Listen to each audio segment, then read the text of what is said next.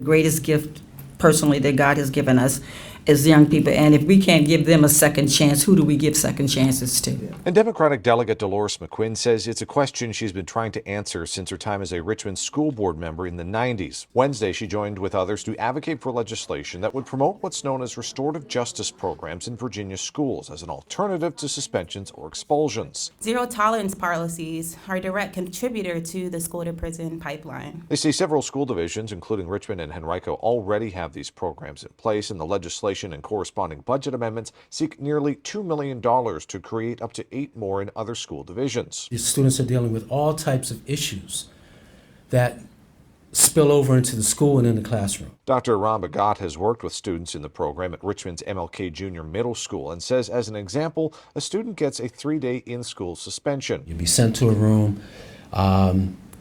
Most likely you would receive work from your teachers, but the root cause of the issue is not addressed. Instead, Bagat says the student would work with a trained mediator in school to find that root cause, working through what he calls the 3 A's: acknowledging the problem, accepting accountability, and then an agreement. And then on the other level, it's a culture, it's a mindset, it's a sense of wanting the best for each other. Advocates say some infractions aren't eligible for restorative justice, including those involving firearms or threatening someone's personal safety.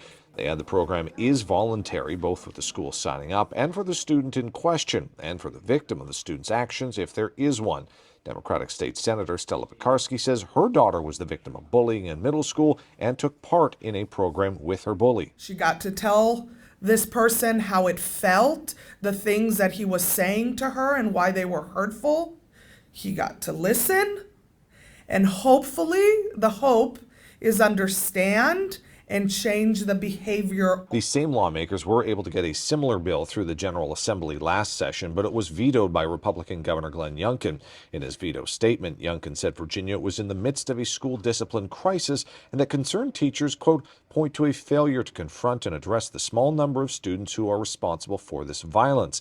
He said last year's bill was a top-down mandate that forced restorative practices before allowing suspensions. Advocates say this year's bill takes a different voluntary approach that they hope will get support this time if it reaches his desk. He's got the power of the pen. Hopefully we have some power of influence. Now, so far, the legislation associated with this has cleared a Senate subcommittee, but hasn't yet had a hearing in the House. At the state capitol, Cameron Thompson, CBS 6 News.